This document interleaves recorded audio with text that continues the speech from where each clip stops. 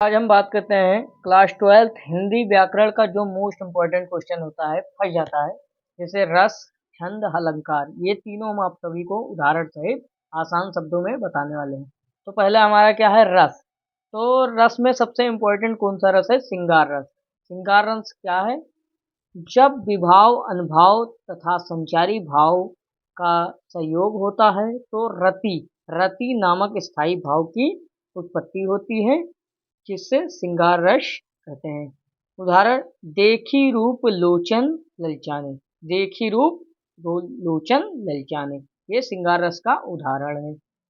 हमारा most important जो है वीर रस। वीर रस किसे कहते हैं, तो वीर रस जब विभाव, अनुभाव तथा संचारी भाव का संयोग होता है तो उत्साह उत्साह नामक स्थायी भाव की उत्पत्ति होती है, जिसे हम वीर रस कहते हैं। तो उदाहरण देख लेते हैं, बहुत बढ़िया उदाहरण है। उदाहरण देखिए, बुंदेले हरबोलो। बुंदेले हरबोलो के मुख से हमने सुनी कहानी थी, वो खूब लड़ी मर्दानी जो झांसी वाली रानी थी।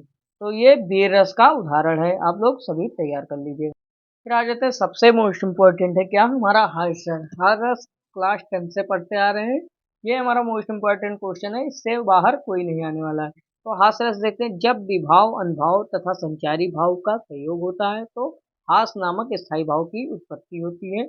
आपको अगर उदाहरण पता है तो आप सभी का बना सकते हैं, क्योंकि इसका सिर्फ स्थायी भाव चेंज करना है, बदलना है, स्थायी भाव चेंज करना है। फिर आ जाते हैं, उदाहरण देखते हैं हास रस का क्या होता है।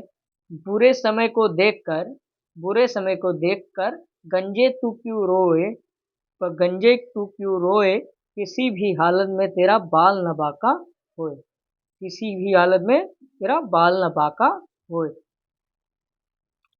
अब ये हमारा मोस्ट इम्पोर्टेंट क्या है, अलंकार। अलंकार में हमारा मोस्ट इम्पोर्टेंट कई क्वेश्चन है, जैसे उपमा अलंकार। उपमा अलंकार, जहां पर उपमेय की तुलना उपमान से समानता के आधार पर की जाती है, वहां पर उपमा अलंकार होता है। क्या होता है, उपमा अलंकार होता है।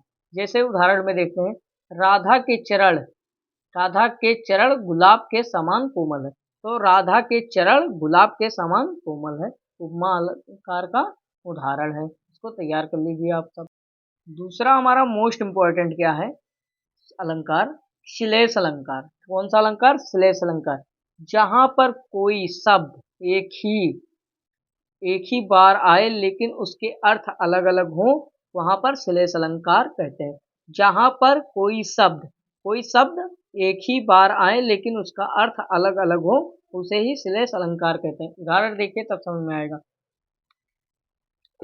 अब उदाहरण में है, इसका मोस्ट इम्पोर्टेंट उदाहरण है, प्रीतम बतला दो लाल मेरा कहाँ है। प्रीतम बतला दो लाल मेरा कहाँ है।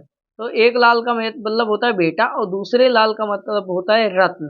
प्रीतम बतला दो लाल मेरा कहाँ है, तो लाल का मतलब सोना भी हो गया और लाल का मतलब बेटा भी हो गया। तो एक ही शब्द आया है लेकिन इसका अर्थ अलग अलग है, इसीलिए यह श्लेष अलंकार है। इसको तैयार कर लीजिएगा, मोस्ट इम्पोर्टेंट है। हमारा मोस्ट इम्पोर्टेंट अलंकार, यमक अलंकार। जहां पर कोई शब्द जहां पर कोई शब्द एक से अधिक बार आए लेकिन उसका अर्थ अलग अलग हो, उसे ही यमक अलंकार कहते हैं। जहां पर कोई शब्द एक ही बार आए, एक से अधिक बार आए और उसका अर्थ अलग अलग हो, उसे ही यमक अलंकार कहते हैं। श्लेष अलंकार में एक ही बार आता था और इसमें अधिक बार आए। तो देख लेते हैं उसका उदाहरण क्या है। जैसे पहला उदाहरण है, काली घटा का घमंड घटा। काली घटा का घमंड घटा। तो काली घटा मतलब जो काला काला काली घटा है, इसका घमंड घटा मतलब काली घटा जो पहाड़ है वो घट मतलब बादल है घटा, और घमंड घटा जो घमंड होता है, अभिमान, वो घटा। फिर आ जाते हैं, दूसरा देख लेते हैं क्या है। दूसरा है उदाहरण, सोना कितना सोना है सोने जैसा तेरा मन। सोना सोना मतलब लड़का, कितना सोना है, सोना मतलब हीरा है, और सोने जैसा तेरा मन मतलब सोने के जैसा तेरा मन है। यहाँ पर सोने का अर्थ है सोना, सोने जैसा बेटा। ठीक है, तो चौथा अलंकार है हमारा रूपक अलंकार। रूपक अलंकार जाप उपमेय तथा उपमान में कोई भेद रहित ना हो अर्थात दोनों एक जैसा हो तो उसे रूपक अलंकार कहते हैं। जैसे उदाहरण में चरण कमल बंदो हरिराई, चरण कमल बंदो हरिराई, ये रूपक अलंकार का उदाहरण तैयार कर लीजिए, मोस्ट इम्पोर्टेंट। और आ जाते हैं छंद। छंद जो मोस्ट इम्पोर्टेंट है, दोहा। दोहा छंद पेपर में दो आते हैं, दो में से एक, तीन रहते हैं, तीन में से एक लिखना रहता है, तो तैयार कर लीजिएगा, दो तैयार कर लीजिए, एक जरूर लिख देना। दोहा क्या है? यह एक अर्ध सम्मात्रिक मतलब आधा अर्ध सम्मात्रिक छंद है जिसमें 4 चरण होते हैं। पहले और तीसरे चरण में 13 मात्राएं और दूसरे और चौथे में 11-11 मात्राएं होती हैं। तो उदाहरण देखते हैं सीधा। तो उदाहरण क्या है? 4 चरण है इसमें। कितना चरण है? 4। कितना चरण है? 4। कौन कौन सा है? आज तुम निद्रा त्यागो, तो पहले और तीसरे में बताए हैं 13-13 और दूसरे और चौथे में 11-11। आज तुम निद्रा त्यागो, इसमें कितना चरण है? 13। गिन लेते हैं। इसको बोलते हैं इसको गुरु, इसको लघु बोलते हैं। लघु एक होता है और गुरु 2 होता है। तो यहाँ पर भी छोटा गु मात्रा एक है, तो इसमें भी एक है। तो इसी प्रकार आप पूरा उदाहरण तैयार कर लीजिएगा। उठो उठो हे वीर, ये 11 मात्राएं हैं। और इसमें नहीं कायर हो भागो, तैयार कर लीजिए, स्क्रीनशॉट कर लीजिएगा, ये 13 मात्राएं। करो महासंग्राम, इसमें 11 मात्राएं हैं। तो इसी प्रकार आप तैयार कर लीजिएगा दोहा को, मोस्ट इम्पोर्टेंट है। आज आते हैं हम सोठा को। सोठा देख लीजिए, छंद है, देख लीजिए, मोस्ट इम्पोर्टेंट क्वेश्चन है।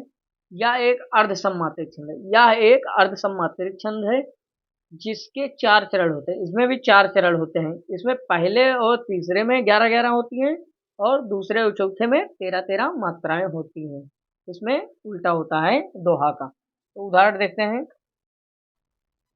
अगर ये सिंगल है या छोटों की मात्रा है तो इस पर लघु रहना चाहिए। तो इसमें 1 है और इसमें 2, उठो, फिर इसमें 1, फिर इसमें 2, गुरु, इसमें 2, इसमें 2, इसमें 1, कितना हो गया टोटल? 11। फिर इसमें 2, फिर इसमें 1, फिर 1, फिर 1, फिर 2, निंद, इसमें निंद की बिंदी आ गई नी पर, तो इसलिए 2, और ये द्रा मतलब 2, फिर त्यागो पर 2, फिर को, ठीक है। कितना हो गया? 13। 4 4 8, 8 2 10, 10 3 13, फिर 1 2 1 2, फिर 2 2 1, कितना हो गया? 11, फिर 1 2 2 1 1 2 2 2, कुल मिला के कितना? 13। तो मोस्ट इंपॉर्टेंट क्वेश्चन है, आप तैयार कर लीजिएगा। अब हमारा इसी के साथ समाप्त होते हैं। रस छंद अलंकार तीनों आसान शब्दों में है, तैयार कर लीजिएगा। मोस्ट इंपॉर्टेंट क्वेश्चन है व्याकरण क्लास 12।